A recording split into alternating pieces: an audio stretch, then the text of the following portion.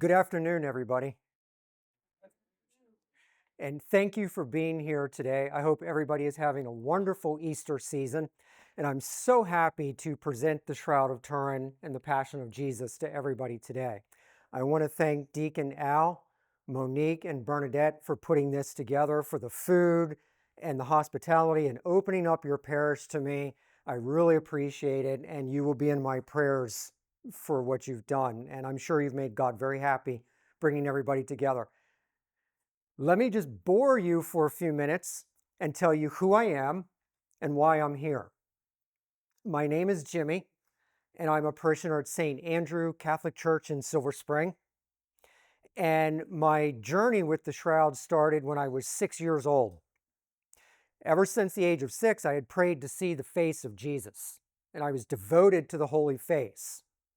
Well, 1979, and of course now I just told you guys how old I am. For those that are good in math, 30. And for those bad in math, 21. 1979, around Easter time, National Geographic was on TV, and it was this image. I'm an only child, so I turned around and looked at my mother and father, and I said, "That's the face of God. I know that's his face."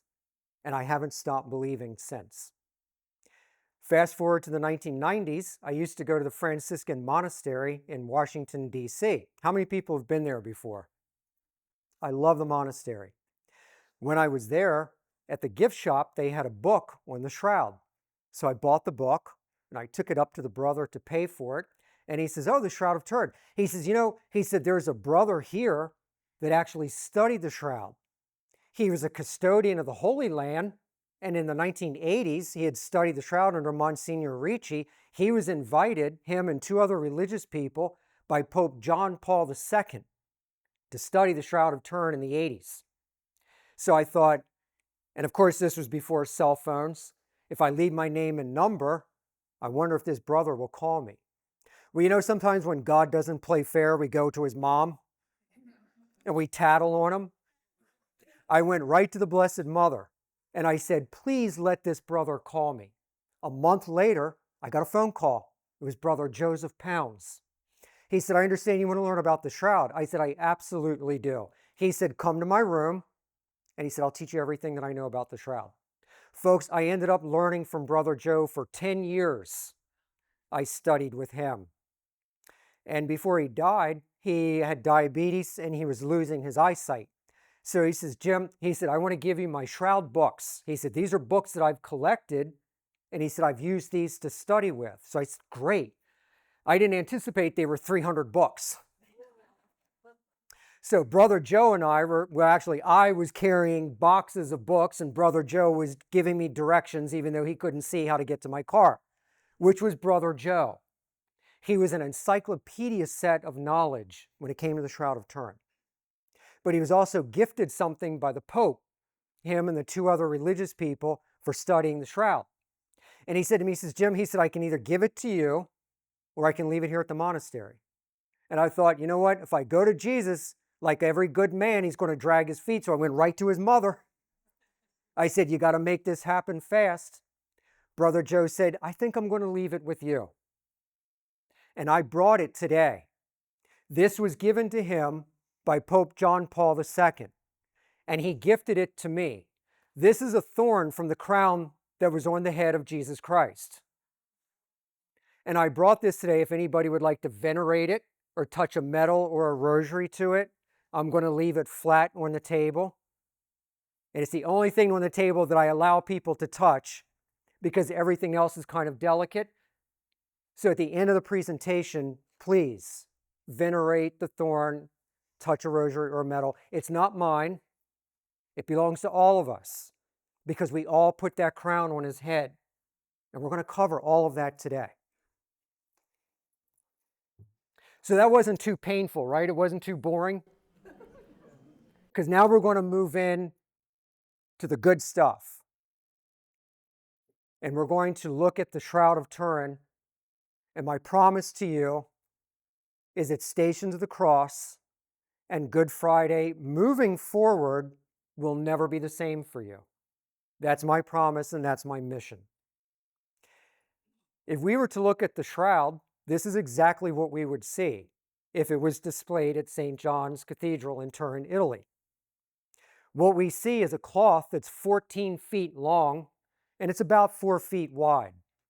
In the middle of the cloth, we can see the image of a man that's front and back, meaning they took that cloth and laid it on the sepulcher, they placed him on his back, and they pulled the opposite end over. So they enveloped him in the shroud.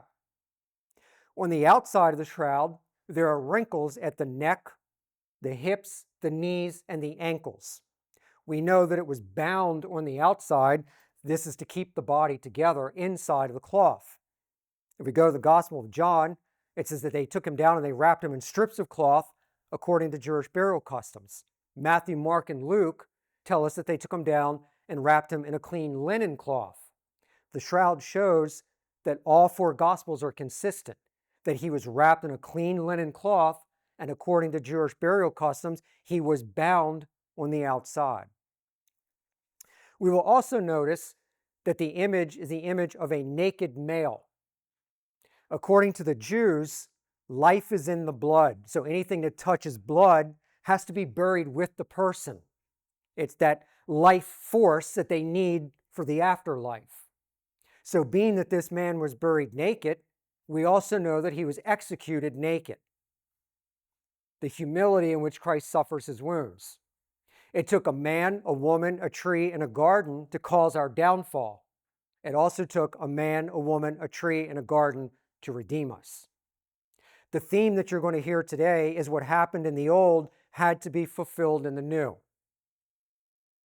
Adam and Eve, after they sinned, they realized that they were naked. And what does Genesis tell us? God covered them. So again, that same nakedness and shame, this man also did one more thing to redeem us by taking that shame upon himself in his execution. 1978, the Vatican allowed STIRP, the Shroud of Turn research project from New York, to come in and run tests on the cloth. What they discovered is that they had no idea how the image got put there.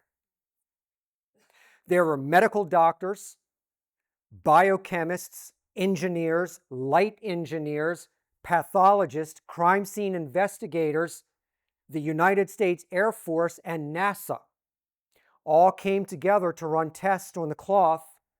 There were Jews, Muslims, Buddhists, atheists, Catholics, Christians. The atheists ended up converting to Catholicism because they walked away scratching their heads saying, we still, with all of this technology, we still don't know how this image got here, and it's only the width of a human hair. And we're going to cover that today. At the end of this presentation, the tables will be open to look at the displays, and please take pictures, but I also open up the floor for questions. And I always get that one question. I've done 22 parishes this past Lent, and almost every parish I have somebody ask the carbon-14 dating. I'm going to nip that in the bud right now. 1988, the Vatican allowed the British Museum to come in and cut a piece of the shroud to carbon-14 date it.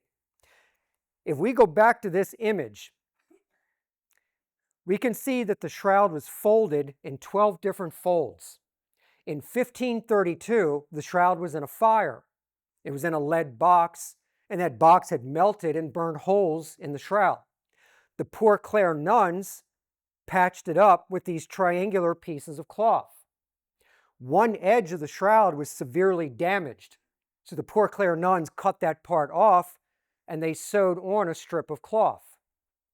We can see it on the outside edge. In 1988, when the British Museum came in, that's the part that they cut. In 2002, they actually swallowed their pride and admitted, we knew it. We cut the wrong part because we wanted to prove that it was a fake. Carbon-14 has now been thrown out. Not because carbon-14 doesn't date properly, It's because they actually cut medieval material and the carbon-14 dated it back, and now people have it stuck in their mind, this is a medieval hoax. It's no longer a valid relic.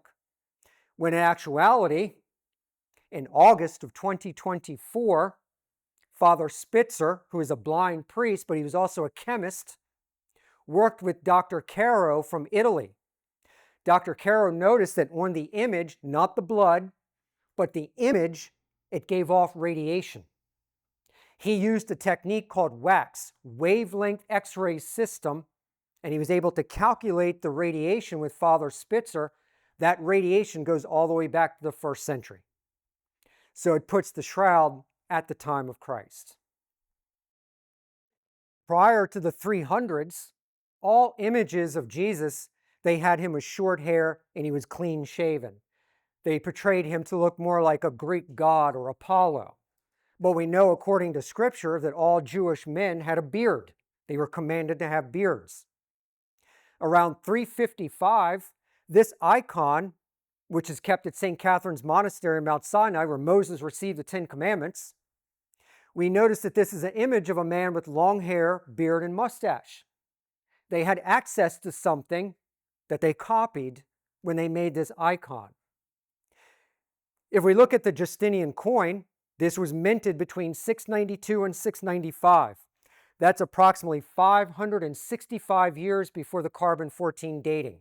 Again, it's the image of a man with long hair, beard, and mustache. And if we put them side by side, we can see that it looks very similar to the Shroud of Turin.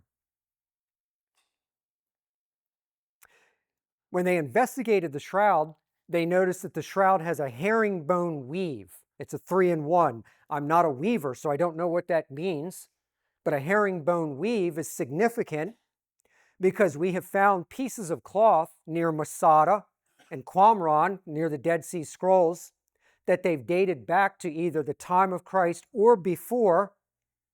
And what they discovered is that all of those pieces of cloth are herringbone weave.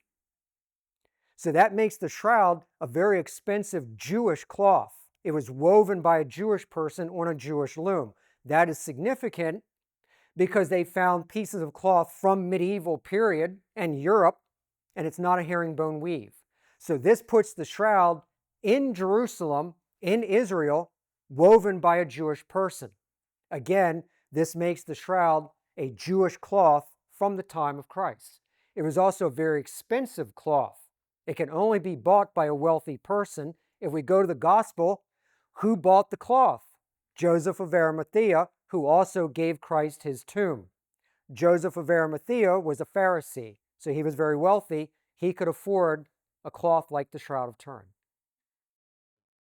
Again, if we look at this image, there's approximately 372 bloodstains on the Shroud of Turin. From the top of the head to the bottom of the feet, front and back, this man is covered with approximately 5,648 wounds.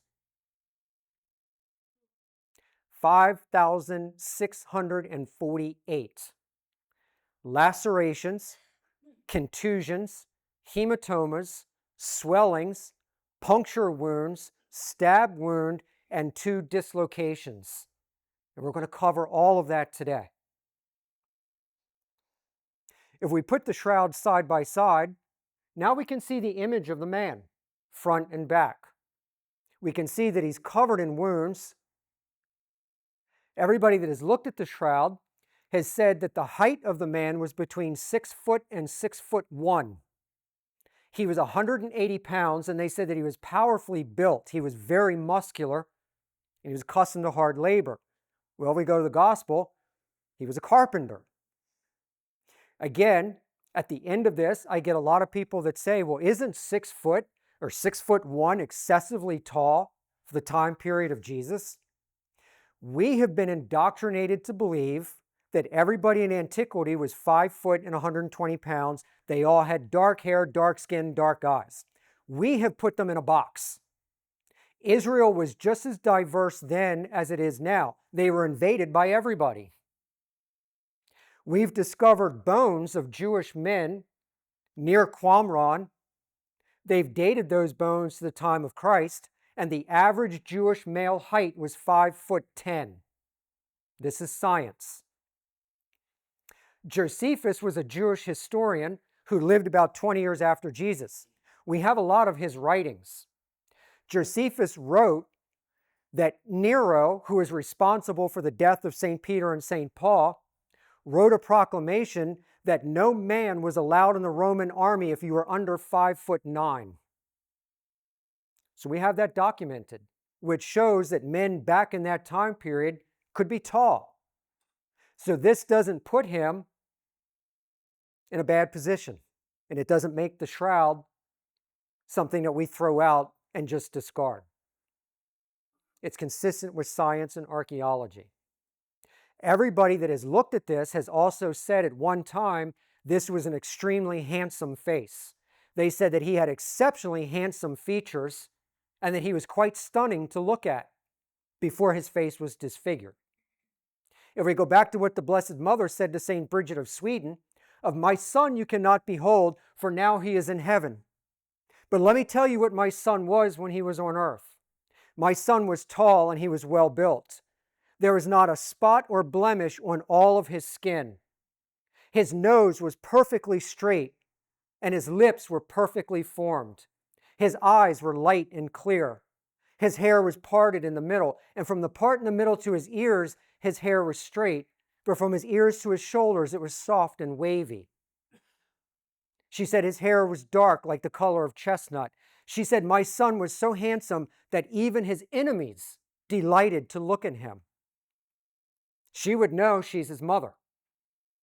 And everybody that has looked at the face of the shroud said that at one time, this man was quite stunning. And now we're going to cover those wounds that disfigured this face. In 1898, Secondo Pia was invited to the Vatican to take the first photographs of the shroud. How many people remember back in the day Kodak? Right? You would take the picture, you'd send it in to develop it, I'd get it back, my thumb was in the way, it was upside down or blurry, and I had to start over. Well, Secondo Pia had this image, the face of the shroud. Secondo Pia had a big camera, it was a big box camera, and it had big glass plates.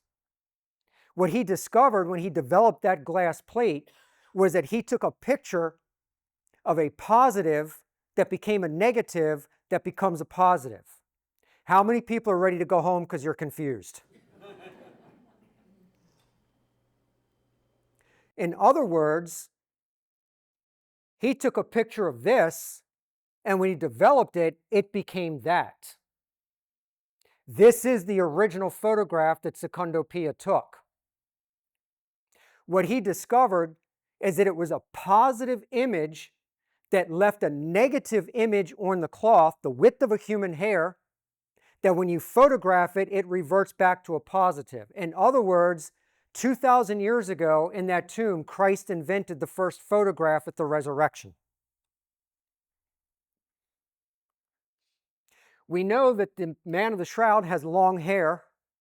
We can see that it falls to his shoulders. The back of the hair is in a ponytail. This is consistent with first century Jewish rabbis.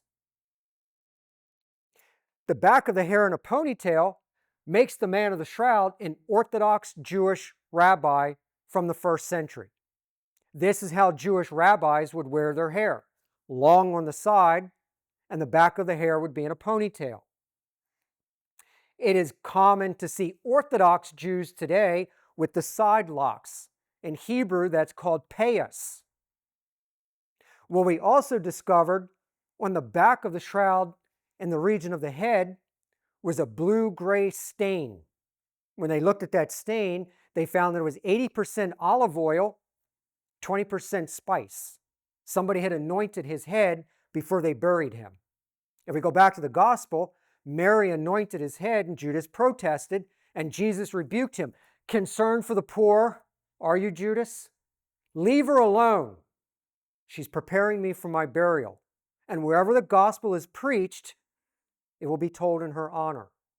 And even the shroud honors her and is consistent with the gospel because it shows that somebody indeed anointed this man's head before he was buried. Now, after Secundo Pia took that photograph, we can see the positive image. We can see that this man is covered in wounds, front and back. If we go back to the Garden of Gethsemane the night before, it says in the Gospels that he was under so much anguish, right? The spotless lamb who took on human flesh was made pure because he was begotten from the Father, consubstantial, not made. He was one with the Father. In that garden, he became filthy with our sins.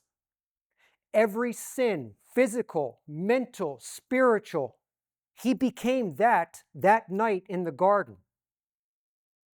He became unsightly before the eyes of his Father, and this caused him anguish. So much anguish, it says that he began to sweat great drops of blood. This is a real medical phenomenon that's called hematidrosis. Hematidrosis is something that's rare, but it happens to people under physical or mental stress. What happens is your blood vessels swell and they mix with your sweat glands. So wherever you have a sweat gland, you'll seep a bloody sweat. But what it also does is it causes the nerves to become inflamed. So it rises higher to your skin. It gives the person the sensation of third-degree sunburn. So this man would now have the sensation of third-degree sunburn. The kiss of Judas was a painful kiss. Every slap, punch, kick, shove, fall, from that moment in the garden to the moment that he died, would irritate his skin, which would now feel like third-degree sunburn. This is just the beginning. If we go to the face, we will see the horrible abuse that was done. We can see an egg-sized swelling on the forehead. The left cheek is swollen, the right cheek is swollen, and the right eye is swollen shut. The chin is swollen. The nose has been fractured. If we look at this wound, this triangular-shaped wound under the right cheek, it goes from the right cheek to the tip of the nose, and it angles to a wound on the left cheek. It's 1.75 inches in diameter, and it's consistent with somebody coming up next to him and hitting him in the face with a stick.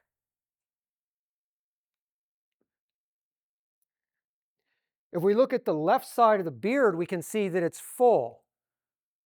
If we look at the right side, we can see that that part is very thin.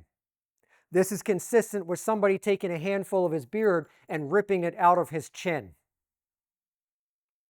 For the gentlemen in the audience that have beards, imagine somebody taking a handful of it and ripping it out of your chin. I did not hide my cheeks from those who plucked out my beard. Again, it's consistent with Scripture. This man's face is horribly abused. And we can see that it's covered in wounds. If we look inside of this circle, we'll see a word. Dr. Ray Rogers and Barbara Frail, about 15 years ago, discovered a wound in the mustache. It was common knowledge that the Roman soldiers would brand their prisoner. You now belong to Rome to be executed. The only difference is they would brand their prisoners either on the shoulder or the butt. This man was branded by somebody taking a sharp object and they carved the word king into his upper lip. If we look inside of this circle, we'll see the word R-E-X. That's Rex. That's Latin for king. I want everybody to imagine somebody taking a sharp object, holding you down, and carving the word king into your upper lip, on skin that already feels like it's third-degree sunburn, and a face that's now already been abused throughout the night. I will tell you that some of these slides are very graphic, but we're Catholic. We tell the truth. We are the truth. We were founded by the truth. I am the way, the truth, and the life. So we need to tell the truth of the passion of Jesus. We've sanitized crucifixes. We need to see the wounds that the man suffered for our perfect atonement. And you're going to see them in these slides. This is what the face of Jesus would look like after he was abused. We can see the tremendous amount of blood that would pour from the fractured nose. We can see the tremendous amount of blood in the upper lip where they carved the word king into his living flesh. It's well known that the Roman soldiers would scourge their prisoner. The only difference is those prisoners would be led on the way to execution, and the soldiers would scourge them on the way.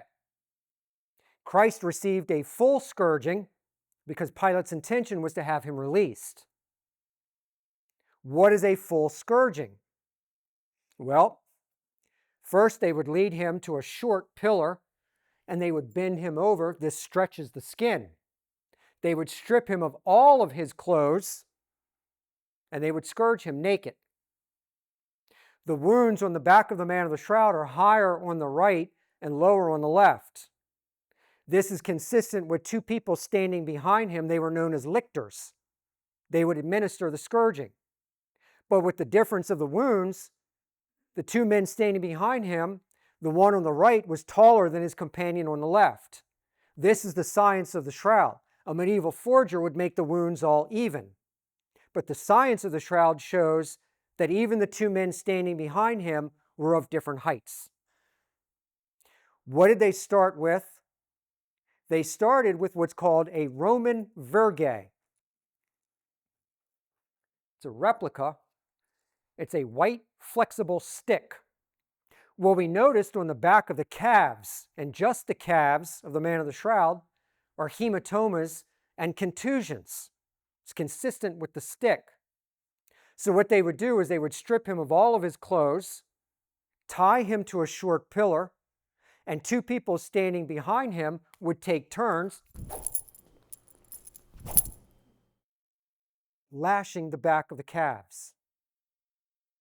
When they were done with the Roman virgate, they would then go to the Roman flagrum. Josephus tells us it was the horrible flagrum. It's a wooden handle that has 2 or 3 leather straps, and at the end of it are little balls of lead. They're shaped like dumbbells. They would use this to lash him from the neck to the ankles, including the genitals. No part of the man's body was spared from the Roman scourging. There's approximately 220 of these dumbbell-shaped wounds, front and back, on the man of the shroud. The Blessed Mother said to St. Bridget of Sweden, "I saw my son being led to a short pillar. He himself took off all of his clothes, and he stood as he was when he was first born. And they began to beat him. At the first lash, I, his mother, fell as if I were dead. And when I came to, I beheld my son standing there naked and covered in blood and wounds. And out of the shame of his nakedness, he would not even look at me, his mother." The humility in which Christ suffers his wounds. Imagine this is done in front of your mother, the women that followed you, a cohort of Roman soldiers, which was about 500, and it was in a public courtyard, so there would be a lot of onlookers curious to see an executed prisoner. This is the God who became a man. We can see the back of the man of the shroud. We can see these dumbbell-shaped wounds, which are consistent with the Roman flagrum. This next slide shows you what his flesh would look like after the beating. We can see these clusters of 2 or 3 dumbbell shapes, and we can see these long furrows. That would be from the leather straps hitting the skin and then ripping as they would pull the flagrum back to administer another lash. This is post-mortem. This is after the body was somewhat cleaned and wrapped in the shroud. We can see the back is covered in wounds. We can see the lower back. We can see the buttocks, and we can see the legs. No part of the body was spared. If we look at the right buttocks, just above it, under the hip, there's a wound here. It's 1.5 inches by 1.5 inches. It's muscle tissue. That part of the skin had been removed from the flagrum. We know, according to 3 of the Gospels, Matthew, Mark, and John, that the man was crowned with a crown of thorns. He was mocked. They would have wrapped around him an old scarlet military cloak known as a sagum, and they placed a crown of thorns on his head and a reed in his hand. You know, in art and movies, we see a little wreath of rosebush thorns. That is not what this man suffered. In 1973, Dr. Max Frey was invited by the Vatican to study pollen samples on the shroud. What he discovered was that there were over 50 pollen samples. More than 22 of those pollen samples only come from Jerusalem in the spring. What he found in the region of the head and the hair was pollen samples from the acacia tree. The acacia tree grows throughout Jerusalem. It looks like olive trees or weeping willow trees. The branches are long and they're pliable. They're vine-like. But they grow thorns that are white. And the thorns grow in pairs. One is perfectly straight and the other one is slightly curved, but the thorns grow from 3 to 5 inches in length, so longer than toothpicks. If we go back to the Old Testament, God says to Moses in Hebrew, "You shall use wood from the shittim tree, and you will cover it in gold. And inside of it you will put the 10 Commandments, the rod of Aaron, and the manna from heaven." 2,000 years later, the shittim tree is the acacia tree. So the same tree used to make the Ark of the Covenant is the same tree that was used to make the crown of thorns for the one who is the fulfillment, the high priest, and the bread of life. What happens in the old was fulfilled in the new. If we look at the man of the shroud, we will see that there are wounds on the back of the head, the forehead, and the top of the head, meaning this crown wasn't like a wreath, it was a cap or a helmet of these long thorns. It was made to look like the high priest's mitre. It was a mockery of Judaism. So they would have made a mitre of thorns, and this is what they would have put on his head. I have a replica, and again, everybody can come up at the table to see it. This is a replica of what that cap of thorns would look like.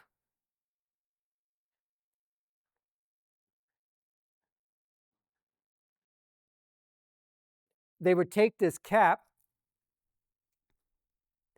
place it on his head, and crush down. Then they would take the reed out of his hand, and it says that they beat him in the head.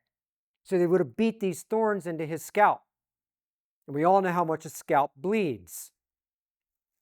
His face, his hair, and his beard would be drenched in blood just from the crown of thorns. I want to tie something up. What is the effect of the scourging? First of all, it would cause him to sweat profusely. These little hematomas from the dumbbells would cause bleeding under the skin. As they're repeatedly hit, they would pop and stream blood. Now his body would feel like it's on fire. He would bleed profusely. He would sweat profusely. He would go through bouts of nausea. His eyesight would be blurry. His head dizzy. He couldn't walk a straight line. But we know that they wouldn't hold him up. They would just push him and shove him. What is the effect of the crown of thorns? The trigeminal nerve that runs from the back of the head to the top of the head branches out. Those thorns would irritate that trigeminal nerve. It would cause him to feel like he's got a migraine. It would run from the back of his head to the top of his head, behind his eyes, down either side of his nose, and into his upper teeth. Every push, shove, and fall would irritate that trigeminal nerve. Not only is he bleeding profusely from the scourge wounds, but now he would bleed profusely from the crown of thorns. The next step is he is now starting to go into dehydration. The sweating and the bleeding is starting to take its toll. And he hasn't even gotten to the worst part of the suffering yet. Ecce homo, behold the man. This is what we would see if they brought this man out to the crowd. A man covered in wounds, and this is still not enough for the crowd. They're still demanding his death.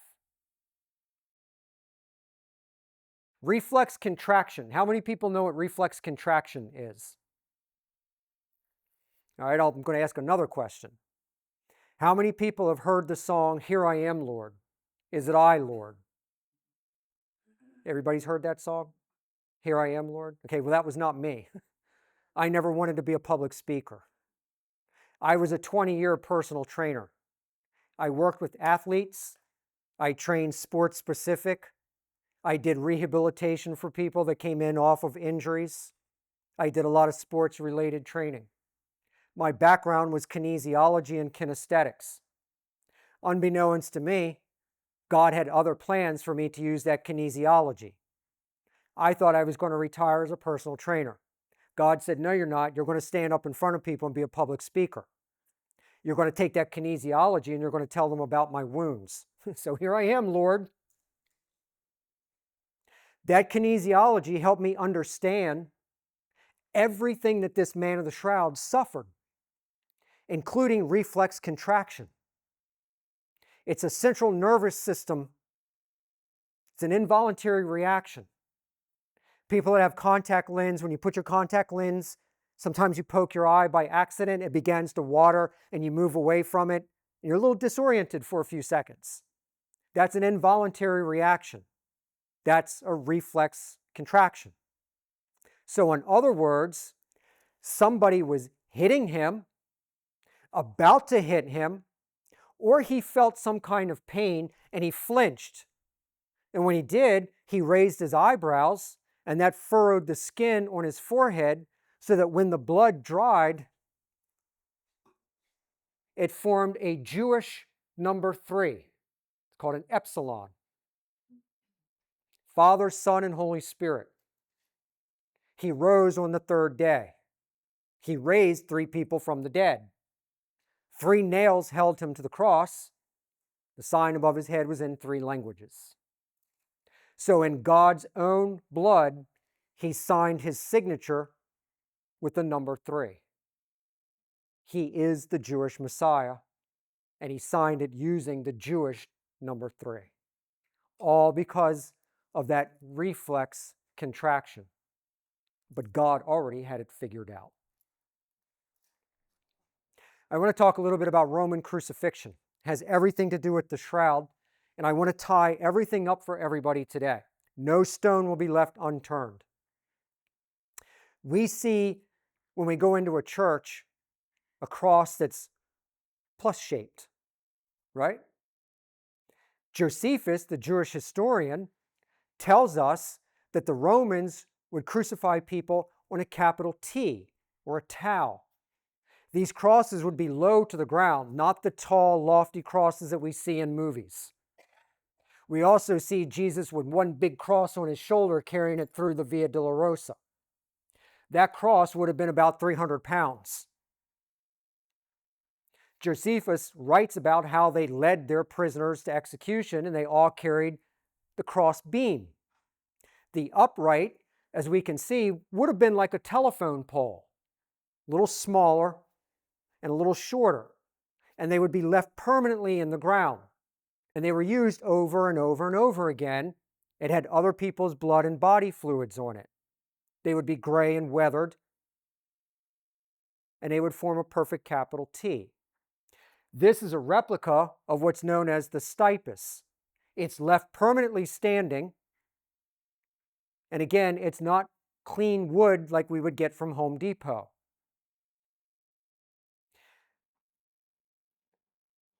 Again, we have sanitized our crucifixes. We're going to see in a few minutes how the man of the shroud carried that cross to Golgotha. We can see in the picture that it's just a pole. In art, we see Jesus sometimes standing on a little footrest. That's called a suppendeum. That was invented after Christ. Some crosses would have a little seat that the person could sit on. That was also invented after Christ. The man of the shroud, his feet were nailed flat to the upright beam, and his body was in a very distorted position. And I'm going to show you that in a minute. Every prisoner would have a sign that would be placed around their neck. It stated their name and their crime. Pilate had Christ's sign put above his head. I have a replica. This is based on the actual relic that St. Helena found. It's now kept in Santa Croce. In art, we see it says INRI. That's an abbreviation and it's medieval. The actual sign was written in 3 languages, Hebrew, Greek, and Latin, and it says Jesus of Nazareth, King of the Jews. This is a replica of the one that St. Helena found. The actual title was on a board that was about 2 feet long and it was painted white, and the letters were written in red. Josephus tells us that the Romans would use official red ink when they were making an official document. So to them, this sign was official, Jesus of Nazareth, King of the Jews. If we look at the Latin, we'll see Rex, R-E-X, that's king. Not only was it above his head, but it was carved into his skin. I have a Jews for Jesus rabbi. He's the one that wrote the Hebrew for me, so it would be accurate. He says, Jim, he says, you know why they said take down that sign? It's an insult. I said, no, but I want you to tell me because I got to tell people. He said, I'm going to. If you look at the Hebrew, Jesus of Nazareth, King of the Jews, and you take the first letter of each word, it spells Yahweh. Literally, this sign says, I am Yahweh, Jesus of Nazareth, King of the Jews. And incidentally, the only part of the board that hasn't rotted away is the part in Hebrew, Greek, and Latin that says king. This is a heel bone that was discovered in Gavit Matar, Israel, 1968. This is a real crucifixion victim. For the first time outside of the shroud and outside of the Gospels, we found a real person who was nailed to a cross. This man was nailed through his heel bones. Josephus tells us that they would distort the person's body and the Romans would nail people in whatever position they felt like it. This man was nailed by having his legs turned and one nail was driven through both heels. When they took him down from the cross, the nail had bent. They couldn't get it out of his heel, so they just buried him as it was. And thank God, we found it. Science actually found a real person. So it's consistent with the Gospels and the shroud, and it makes everything true. People really were crucified 2,000 years ago. This is the movie Jesus of Nazareth. Franco Zeffirelli was a historian. He was the first person to show us how Jesus carried the cross the right way. The only difference is the shroud shows that it was a little bit more violent, and we're going to cover that in just a minute. If we look at the back of the man, we see the shoulder blades. We can see excoriations that are high on the right and low on the left, meaning that beam was diagonal and there was a buffer between the cross and his skin so that those scourge wounds were not obliterated. If we go back to the gospel, what does it say? They took the cloak off of him and put his own clothes back on. So even the shroud shows that they dressed him before he carried the cross. I want to connect something for you. I like to dangle carrots. I'm going to dangle one for a few seconds. We know, according to the shroud and contrary to art, that Jesus was not wearing the crown of thorns when he carried the cross, and he was not wearing the crown of thorns when he was crucified, because the blood only runs to the right. Blood drips and meanders. But this man's face, the blood only runs to the right. There's my carrot. And I'm going to connect it in just a minute. How many people have heard of the tunic of Argenteuil? The tunic of Argenteuil was discovered by St. Helena. It's a robe that fit a tall man from neck to ankles, and it was the color of wine. There are two tunics that were found, Argenteuil, and there was an outer tunic in Trier. Both of those were discovered by St. Helena, and they were the garments of Jesus. The tunic of Argenteuil is a wine color, and it was an inner tunic. In the 1960s, they discovered that there were blood stains. When they looked at those blood stains, they found that it was male human blood, AB positive, the same as a shroud. When they superimposed it over the shroud, they found that the blood stains on that tunic matched every wound on the back of the man of the shroud. So they found the robe of Jesus that the soldiers gambled for. This is a replica, it's at the table. We can see that wine-colored tunic underneath of the one from Trier. These were his garments. We also notice that he's wearing a cloak on the outside. How many people have seen the Orthodox Jews with a tallis? It's called a talit, right? They wear this. They go into synagogue. They place it over their head. Baruch atah Elohim. That's the Shema. It's the prayer that they say. Every Jewish man from the book of Numbers was told on the four corners of your cloak you were to put fringe. In Hebrew, these fringe are called tzitzit. So Jesus, his everyday garment, would be the Jewish tallis. He would wear it on the outside of his robes. That tallis would have the fringe. The woman with the hemorrhage touched that fringe. We can see it in the display, and she was cured. Who touched me? Good old Peter. How can you ask? There's a whole crowd of people touching you. No. No. I felt power leave me. Who touched me? And the woman came up and admitted that it was her. And Jesus said to her, he says, daughter, your faith has saved you. Our traditions in the Catholic Church are correct. Timothy says, hold to your traditions. They are the pillar of the church. Stations of the Cross, we have a tradition that a woman wiped his face. Her name was given as Veronica. No Jewish woman was named Veronica because when she wiped his face, he gave her back the veil and he imprinted his face on the cloth, and we're going to see it in a few minutes. Veronica is Latin for vera icon, or true image. Our church fathers, St. Augustine, St. Ignatius, tell us that that woman's name was Seraphina. The woman with the hemorrhage is the same woman that took off her veil and wiped his face.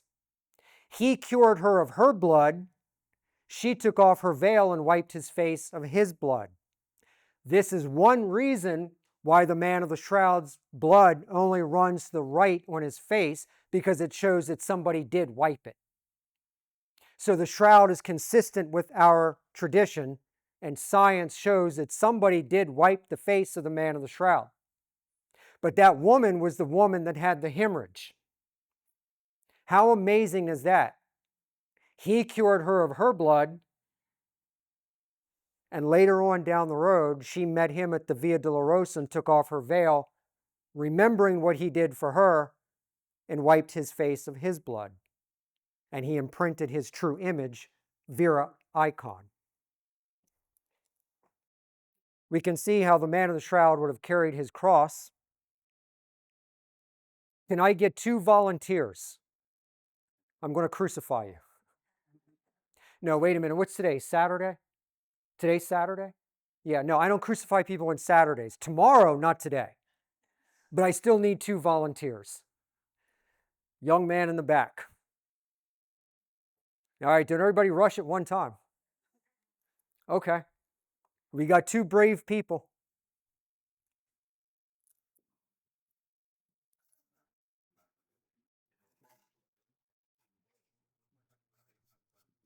Okay, if I can get Connor to hold this end, and then if I can get this young lady to hold the other end for me. I'm not that short. You guys can bring it up a little bit.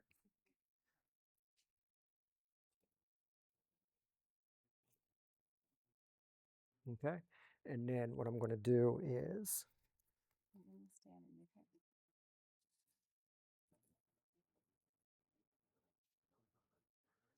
okay, I'll call you guys up when I'm ready. Okay, you can let go. Yeah.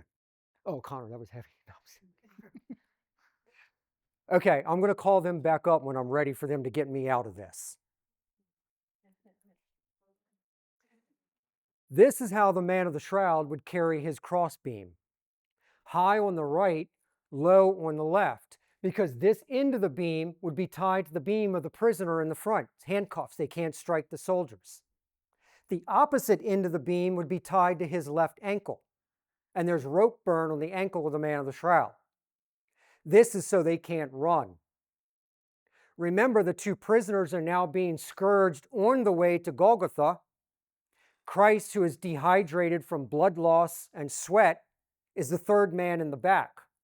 As they're writhing from being scourged, Jesus is going to fall, and he falls several times. He would be bent over, and he would be pulled through the cities walking this way. As he would fall left knee, right knee, and because his hands are tied, face first on the ground, on an already fractured nose. This is one reason why we know he was not wearing the crown of thorns, because we can see the egg-sized swelling on his forehead where his head kept hitting the street. And they would pick him up and they would continue to drag him through. So as he's walking, left knee, right knee, and face first.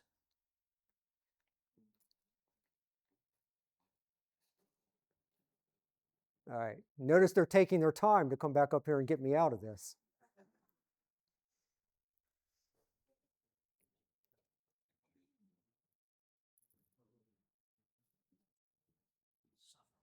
Yeah, right.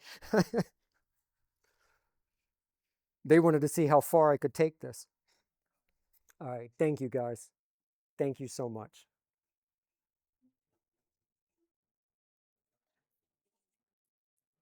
We get to Golgotha.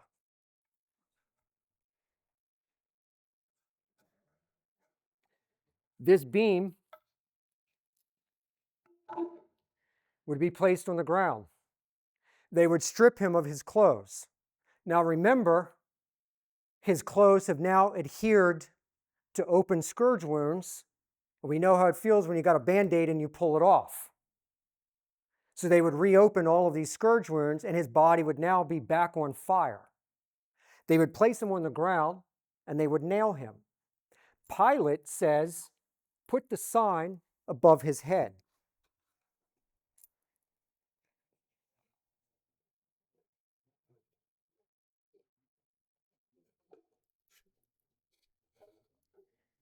They hoist it up,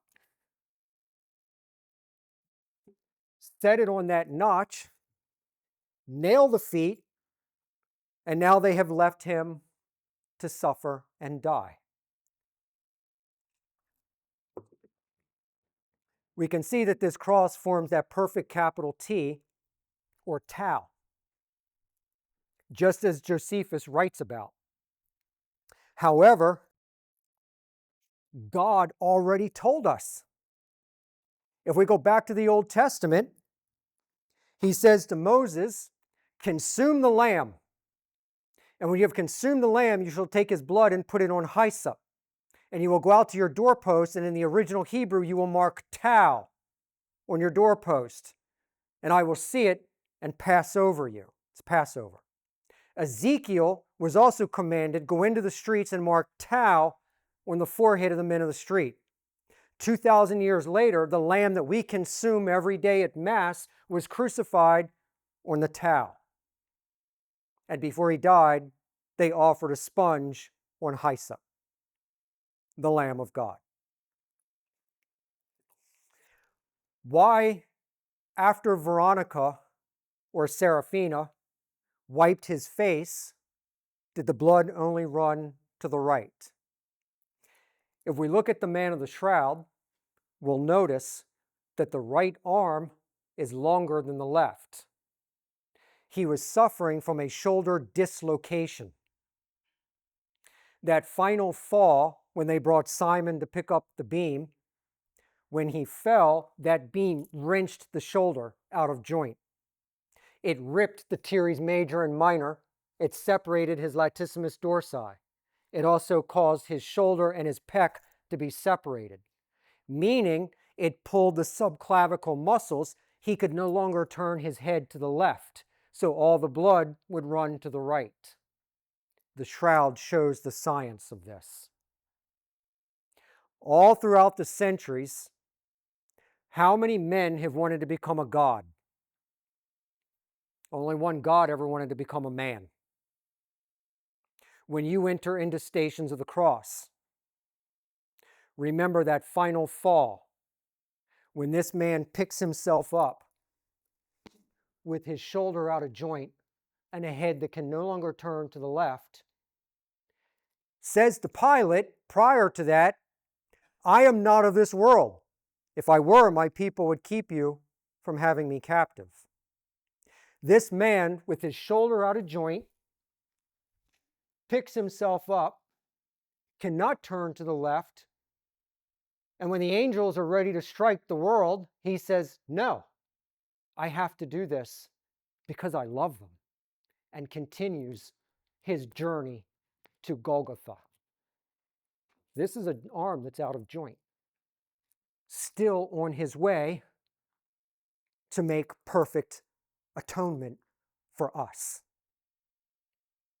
So when you enter Stations of the Cross, remember this. Still, he's not done yet.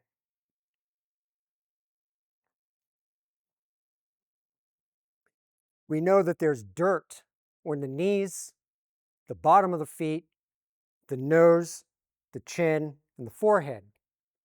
This dirt is significant because it's travertine aragonite. It's dirt that only comes from Jerusalem. So a medieval forger would have to scoop up dirt, strategically place it, and say they'll find this in 500 years. Exactly. We see him stripped of his clothes.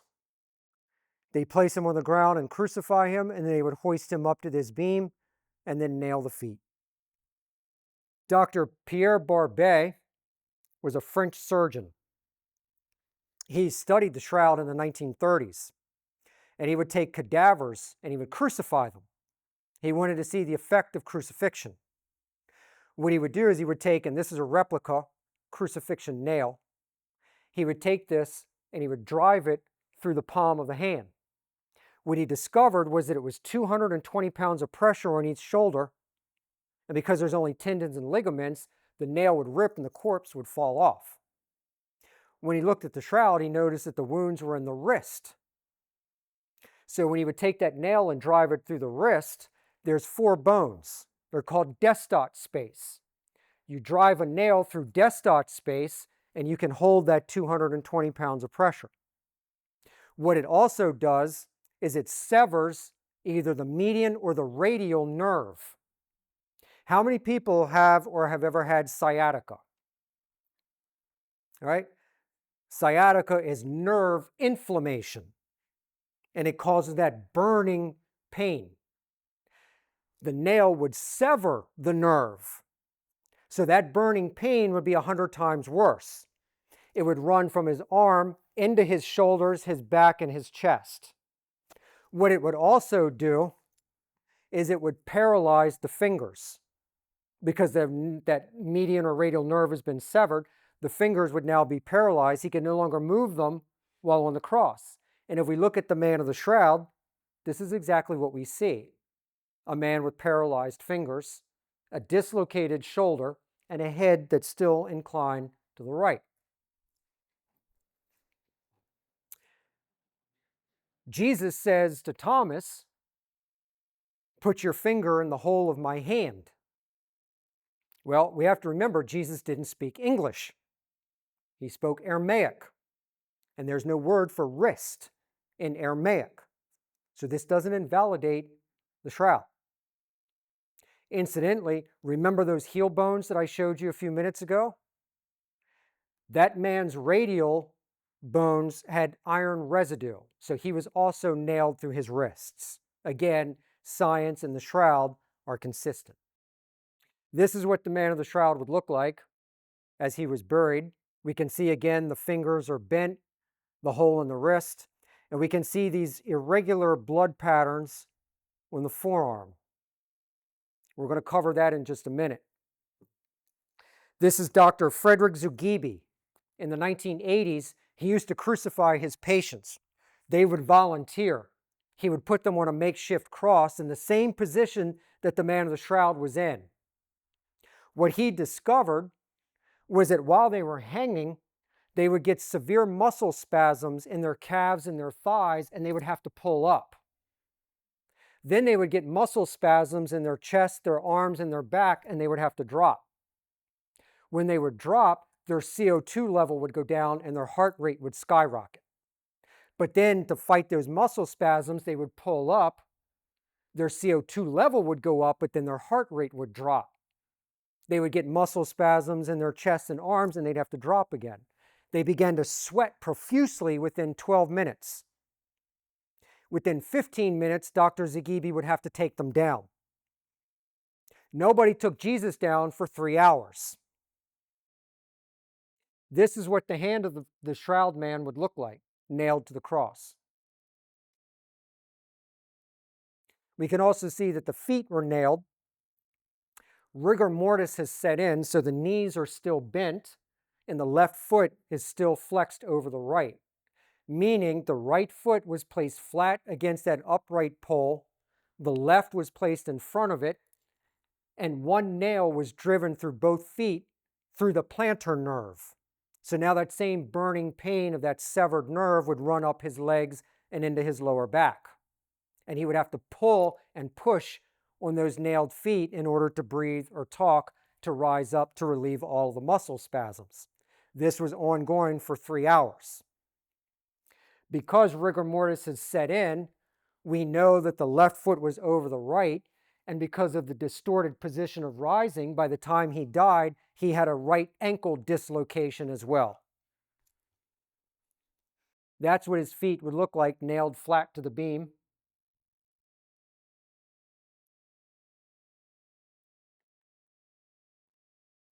This is on the table. This is based entirely on the shroud, the tau cross. The wounds are consistent, the left foot over the right.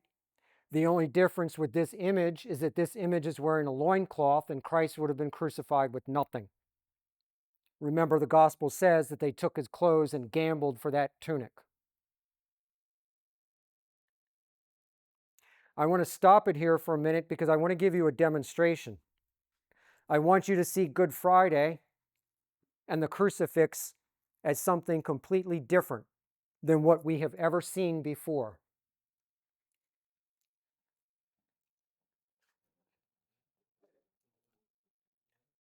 We know that he would be in this position, and in order to breathe or speak, he would have to pull up. He left us with 7 wonderful things. 7 in Judaism is a complete number. So by the time he said it's finished, it was complete. The Passover was done and atonement has been made. But he would constantly have to do this to relieve these muscle spasms and the pain and to be able to breathe. But then to speak, he would have to pull up. And what's the first thing he says? Father, forgive them. They know not what they do. And then he would drop. But then he would have to keep doing this motion. And then he pulls up. Woman, behold your son. John, behold your mother. And drop. This constant moving back and forth. In art and pictures, we see Jesus just hanging there. We don't realize how much he had to struggle for 3 hours. And then he pulls up again. And thank God the thief was on the right because he couldn't turn to the left. Today, you will be with me in paradise. Eli, Eli, lama sabachthani. My God, why have you forsaken me? I thirst. One ran and put a sponge on hyssop and offered it up to him. The same thing was done at the first Passover. At this moment, Jesus is now the Paschal Lamb. He has completed Passover in himself.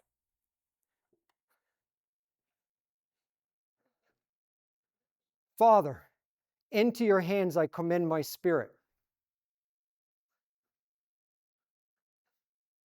It is finished. This is the man of the shroud, buried in the same twisted position that he had died. A lot different than what we're used to, isn't it? To see a man hanging and struggling for 3 hours to stay alive and to be able to speak. Makes Good Friday all the more important to us, as it should be. I always ask this personal question, but I don't want you to tell me. Keep the answers to yourself. I look out here at the audience and I see all of these faces. And I ask each one of you at each table, do you ever feel unloved? Do you ever feel unwanted? Do you ever feel like I'm just a number? God doesn't know me. I don't even know if God can hear me because I'm not a saint. I'm not great. Do you ever feel like I've done something that I can't let go of that guilt? And if I can't let go of it, I know God won't let go of it. Do you ever feel that? Let me tell you that that is the biggest lie ever handed to the human race. Because this shows you how worthy you are. That shows you how loved you are. That shows you how forgiven you are. There is no greater love than one who lays down his life for another. You are loved, every single one of you. You are worthy, every single one of you. And you are forgiven, every single one of you.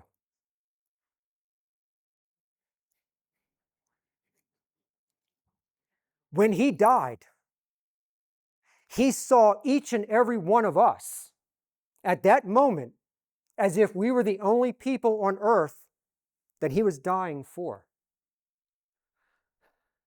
It is finished. And he thought of you. And he thought of me. And that makes us worthy. And that makes us loved. And that makes us forgiven. Amen.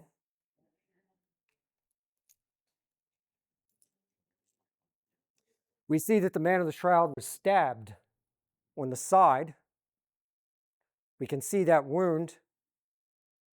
We see blood and water. John says water. Today we know that it was pulmonary fluid. The heavy beating and the falling would cause fluid to build up in the lungs and would fill up in the sac around his heart, the pericardium sac.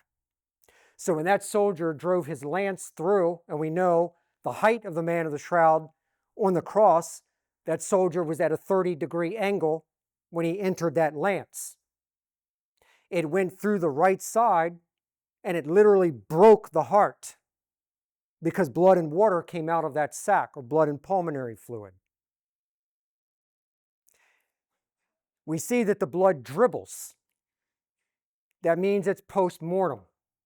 This man was physically dead, clinically dead, brain dead. He didn't pass out. He wasn't resuscitated. He wasn't hiding out in the tomb. He was clinically dead. And that makes the resurrection all the more miraculous, because the shroud shows this was a truly dead man. The wound is between the 5th and the 6th rib. When Christ was crucified, he faced the temple.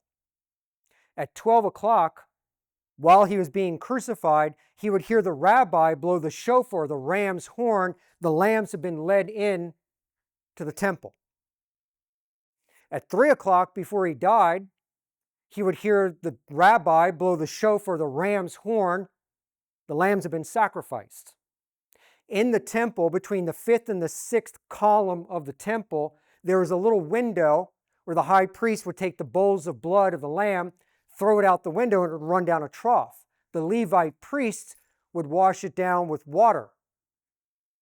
That was a little hole in the wall between the 5th and 6th column. Christ was pierced between the 5th and 6th rib. Blood and water came out. He was the temple. Destroy this temple and I will rebuild it in 3 days. This is what that stab wound would look like.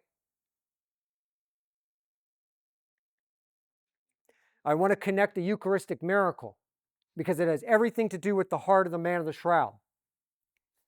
This was 1996, Buenos Aires. The priest accidentally dropped the Eucharist. He picked it up and put it in water to dissolve it, and it began to bleed. So he went to the bishop, and the bishop then was future Pope Francis. They put it away for 1 year. They contacted an atheist doctor, and they sent him a sample. He came back and he said, "How did you get this?" And they said, "Well, we'll tell you when you tell us what you found." He said, "The only way that you could get this is if you took it out of the chest of a living man. This is left ventricle heart tissue from a 33-year-old man who's dying from cardiac arrest, and the white blood cells are still alive. This is the heart of Jesus. It's the living heart tissue of Jesus. It's in every tabernacle. It's in every church. And every priest has consecrated hands to touch the living, beating heart of Jesus Christ. When you receive, you are receiving the living heart of Jesus. It's alive.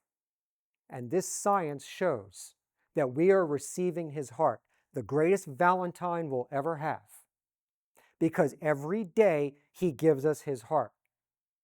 That day on the cross, that heart was broke, and again, he gave it to us. The second proof of how much he loves us. 1 and 2.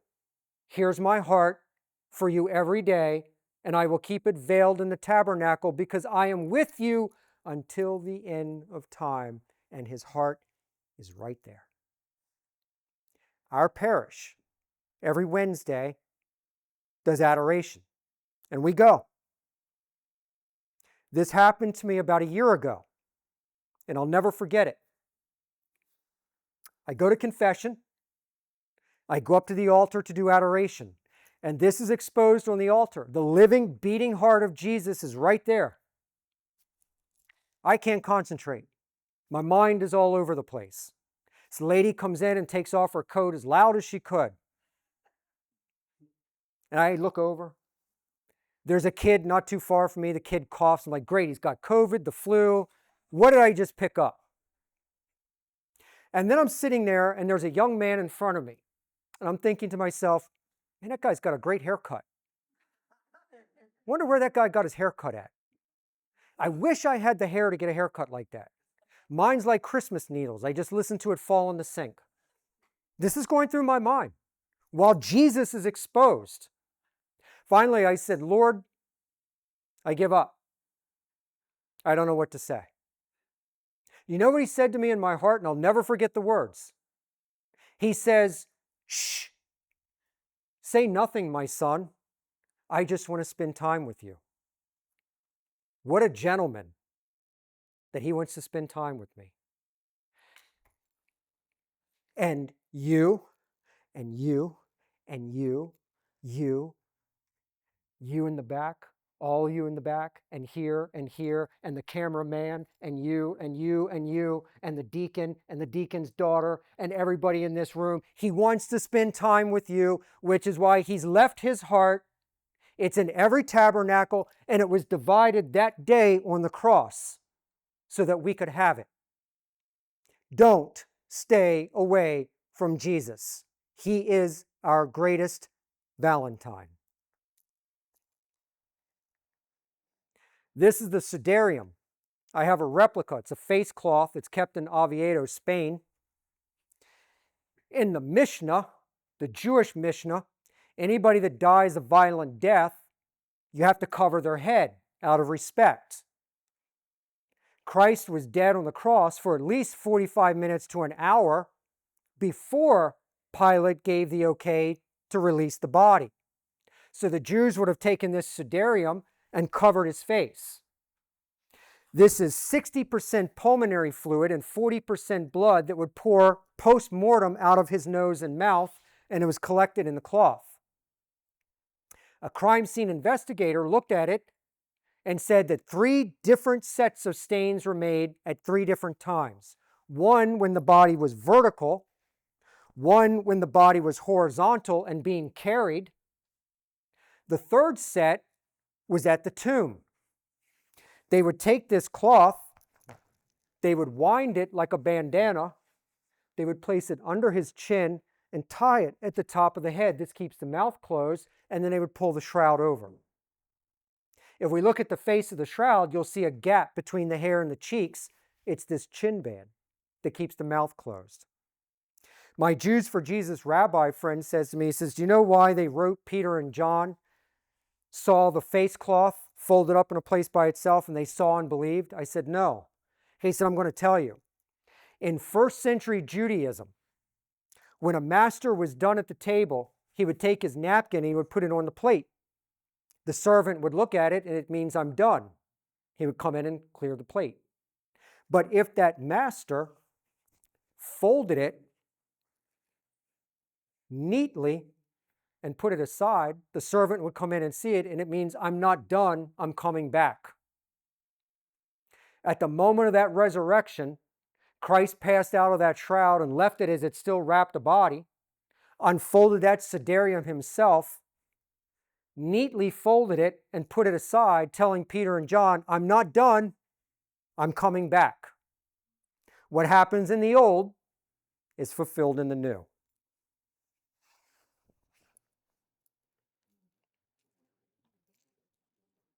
We can see how it'd be around the head of Jesus while they're waiting to get the body. We can see it superimposed over the shroud, how much blood and pulmonary fluid it had soaked up. If we look at the back of the man of the shroud, we can see blood stains where the body was horizontal. This shows us the most kosher way that the body was removed. It is the most Jewish kosher way ever. And the reason for that, no Jewish man is going to touch a bloody corpse before Sabbath or Passover lest they become defiled. That was a woman's job to clean the body and prepare it for burial. So the women did a very quick cleaning, and they were coming back that following Sunday to anoint it, and we know that he wasn't there. But what they would have done was they would have taken the nail out of the feet. They would have rocked the crossbeam with him still nailed to it, one soldier on each end of the crossbeam. Joseph of Arimathea would take a cloth and wind it under the waist, and Nicodemus would put one under the ankles, and they would transport him to the tomb that way. Therefore, they didn't have to touch his body until they got to the sepulcher. This shows us how the man of the shroud was taken down and led to the tomb for burial. Again, very different than what we see in art, but the shroud shows it was done in the most kosher way. We can see him prepared for burial. We can see the chin band, and then they would pull the shroud over and then wrap it. We can see it up close. This would keep the mouth closed, the sudarium. He would take this off and fold it, telling them, I'm not done, I'm coming back. That's how he would be buried. Rigor mortis is evident. The thorax is raised because of the struggle for breathing. The knees are bent, the feet are flexed. The U.S. Air Force noticed that there was something on the image that we don't see in pictures or art. What they discovered was that there was a 3D property encoded into the image. So they took a VP8 image analyzer and ran it through a computer, and they were able to pull out a 3D image of the face of the shroud, something that cannot be done in regular photographs or paintings.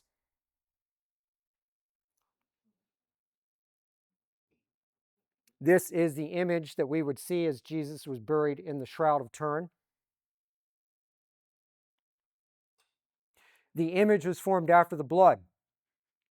It's proportional, and it was caused by rapid oxidation. Father Spitzer and Dr. Caro, in the beginning I told you they found that radiation on the image. Well, they calculated that radiation with WAX, wavelength X-ray system. What they calculated was it took a burst of radiation, light radiation, that scorched an image the width of a human hair. They calculated that it was 6 to 8 billion watts of energy.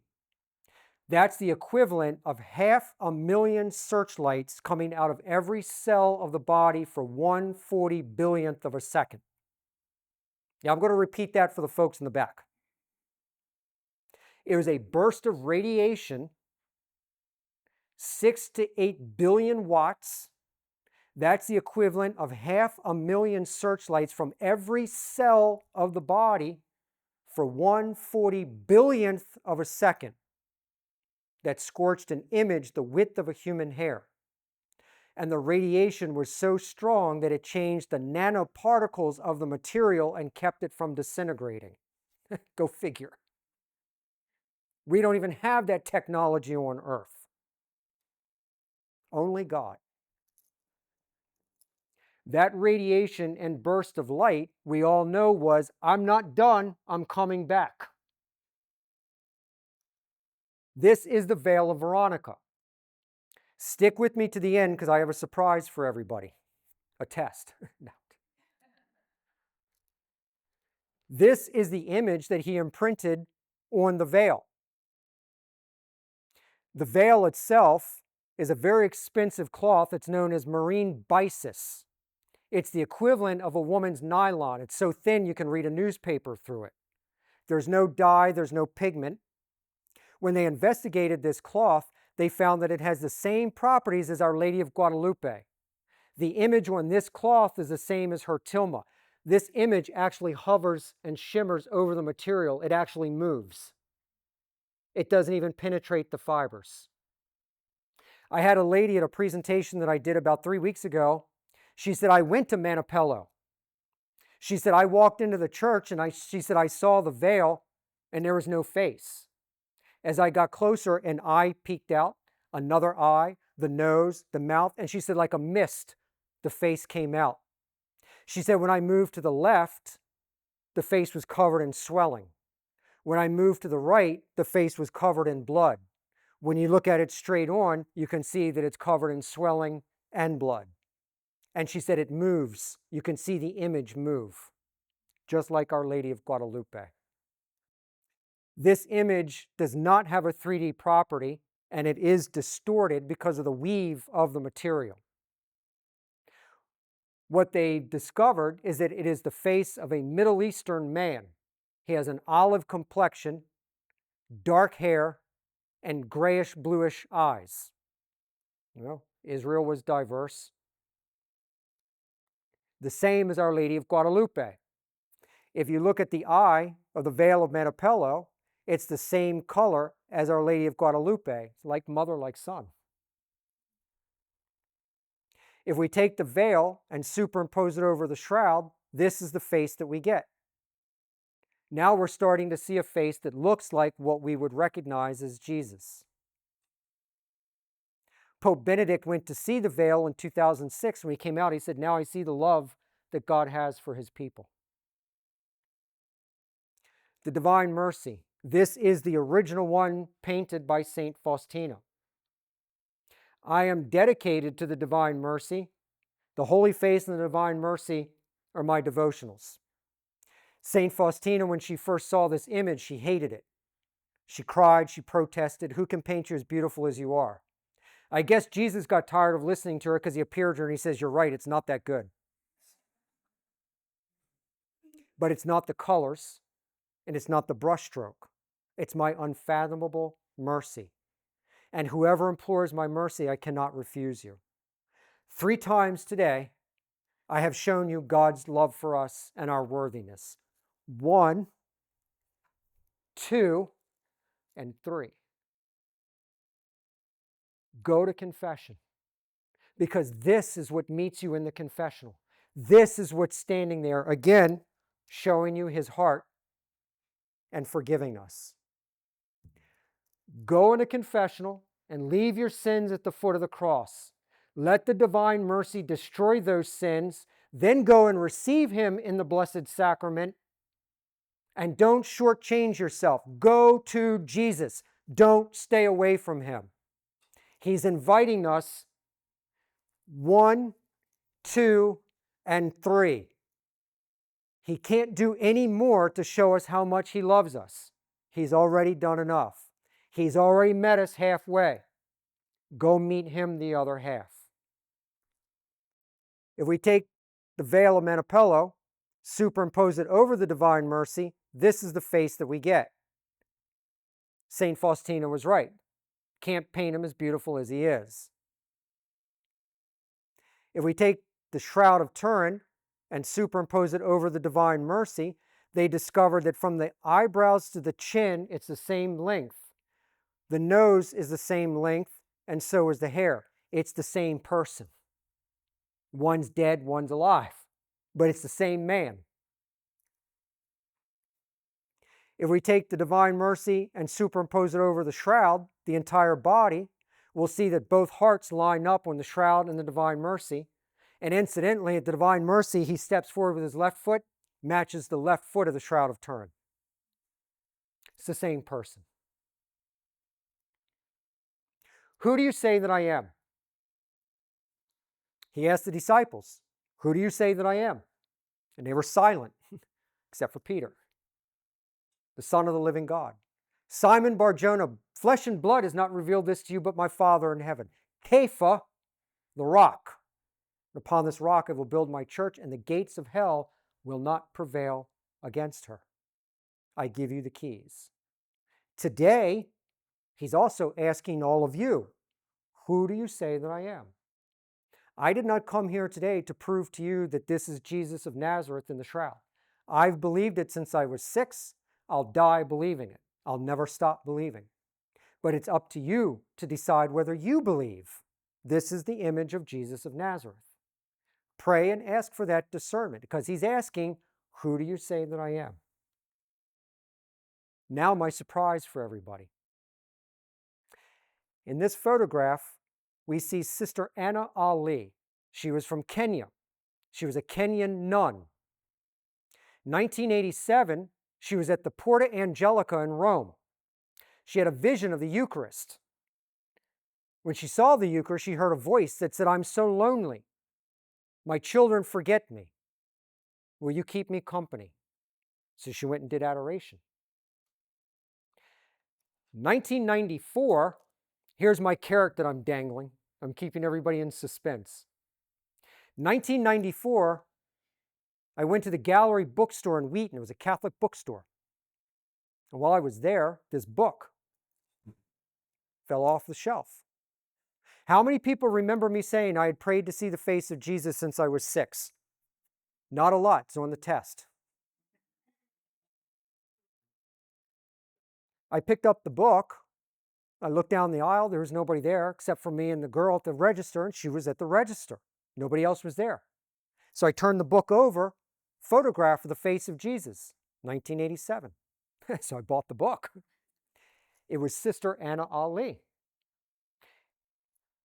1987, Easter Sunday, before she went back to Kenya, Christ appeared in her room. It was a flash of blue light. And she said, in the middle of the light, I saw a tall man with shining dark hair and a red robe. She grabbed her camera and she took a picture. On the negative, nothing showed up. When they developed it, it was the face of Jesus that was on the cover of the book that I bought. She's presenting that photograph to Pope John Paul II. Bishop Core of Eldoret approved the photograph. After she took that photo, every Friday from 12 to 3, she would cry tears of blood that was AB positive. It wasn't her blood type. And it smelled of roses. And she said when Christ appeared in her room, the smell of roses lingered long after he was gone. Sister Anna Ali died in 2012 at the age of 45. She is up for canonization. They opened up a case for her. So pray for her canonization, because when she's canonized, she'll be known as the servant of the photograph of God. I had a young Kenyan boy at one of my presentations last year at St. Michael the Archangel in Silver Spring. He said, I'm from Kenya. He said, that photograph is on the chasuble of all the priests and it's all over the churches. He said, I didn't believe it until I heard your presentation. He said, I have goosebumps. He said, because in my heart, he said, I heard a man say to me, now do you? He said, I'm going back to visit family in Kenya over the summer. I'm going to go to Sister Anna's grave. And he said, I'm going to pray to her and I'm going to pray for her canonization. I said, please do. So I ask all of you to also do the same. Pray for her canonization, because this is the photograph that she took. She took two, this one and that one. And yes, they ran it through the shroud, and every dimension of the photograph of the face that she took matches the dimensions of the face of the Shroud of Turin. So I'm going to leave this up for anybody that would like to take a photograph of it. I want to thank everybody for being so warm and welcoming and having me here today. It has been an honor to present Jesus crucified to you. Please know that all of you will be in my Divine Mercy Chaplet daily. I also ask that you pray for me and my family. Pray especially for my 9-year-old. When he was 6, he came to me and he says, Dad, I think God's calling me to become a priest. Over the summer, we were at the playground, and there was a little girl there his age, and she was really cute. And I was joking with him. I said, Jimmy, I said, that little girl's cute. I said, she keeps looking at you. Folks, without missing a beat, he put his hands on his hips. He says, Dad, that's her problem. I'm going to be a priest. They can't get married.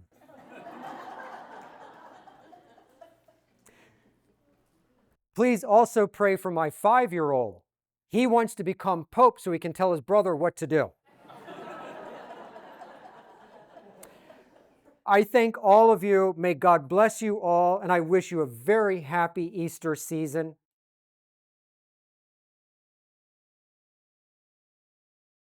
So his question is, the host that had the face of Jesus appear on it in India, how does that match up to other images of the face of Jesus?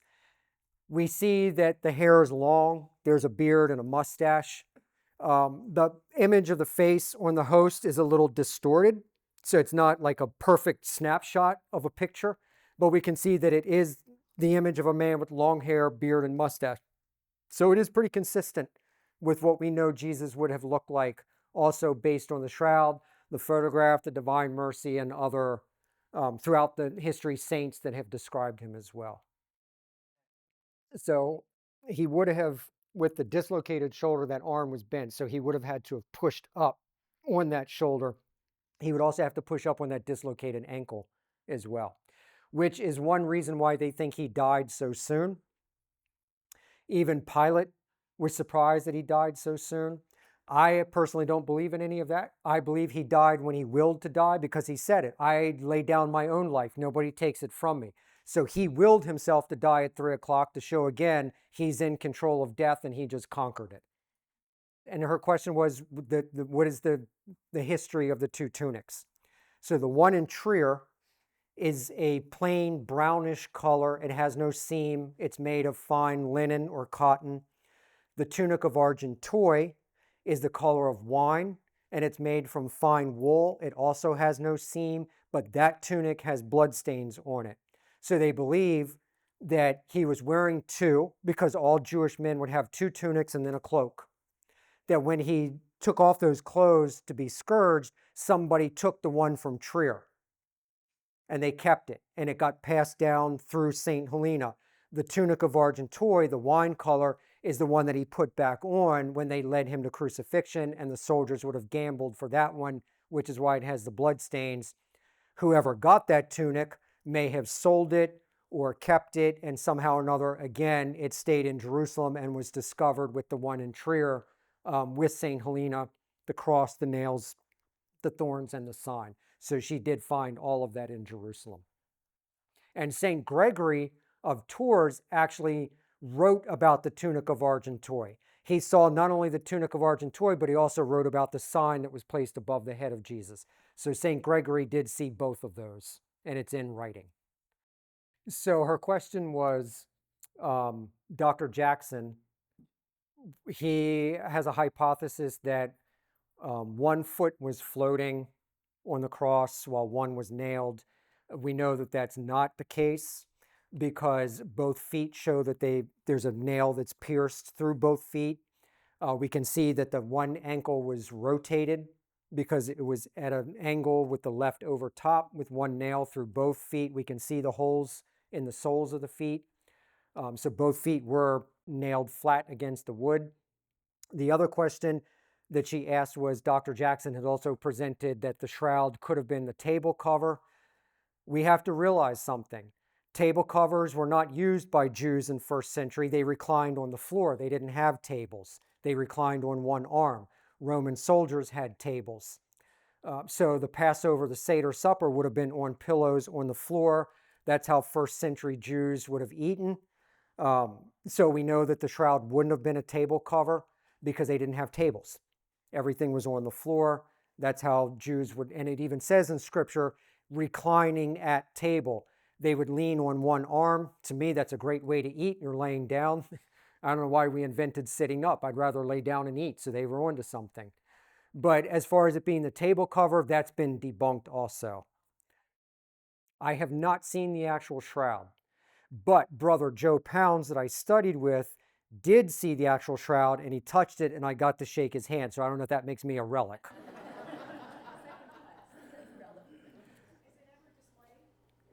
The last time it was displayed was 2016, and it hasn't been displayed since. So her question was, how did I become in possession of the real thorn? That was given to me by Brother Joe, and Pope John Paul II gave it to him for studying the shroud. As a gift, each one was given a relic for studying the shroud. One religious person got a piece of the cross. Somebody else, I think, got a piece of the scarlet cloak that they'd put around Jesus. I think he got a thread, and then Brother Joe was given the thorn. Deacon said that there was no Y chromosome, which means he had no earthly father. This is something that people are looking at. It hasn't been 100% proven yet. I'm sure that it will be. But everybody that has looked at the Shroud of Turin has said they cannot find a belly button. I did bring that up at one of the presentations, and somebody couldn't get that around they couldn't wrap that around their mind. How can you not have a belly button? I was like, look, he defied science, right? He turned water into wine. He walked on water. He raised a dead man after 4 days. Belly button's not a problem for him. Well, number one, we know that Jesus was not nailed through the ankles or the heels. We know that the right or the left foot was over top of the right because we can see the nail hole through the instep and the sole of the foot in both feet. So that nail would have been driven in between the metatarsal bones of the instep. There's nothing on the heels that show that he was nailed through the heels, and there's nothing to show that he straddled across and was nailed through the ankle. One foot was over the right. The one that the bones that you're talking about, that man's legs were twisted and the nail went through the hollow part of the heel and it hit a knot in the wood. So when they pulled it out, that nail bent. They couldn't get it out of the bone, so they just buried him with it through the side of his heel bones. But the man of the shroud's feet was nailed totally different than him. And if we go to Josephus, Josephus tells us that the Roman soldiers would nail people in different positions. So it wasn't one way to nail somebody to a cross. The history of the shroud started in Jerusalem. From Jerusalem, it was traced to Edessa. From Edessa, it went into Constantinople. Then it went into North Africa. Then it went back up into Edessa. Then it went into Europe. Then it went to France. It was in the House of Chambry in France for almost 1,000 years. Then the House of Savoy owned it up until 1983. And Pope John Paul II purchased the Shroud of Turin from the House of Savoy in 1983, and it's now a Catholic item housed in Turin, Italy. So yeah, that's a whole long, but all through the Middle East and Europe and parts of North Africa.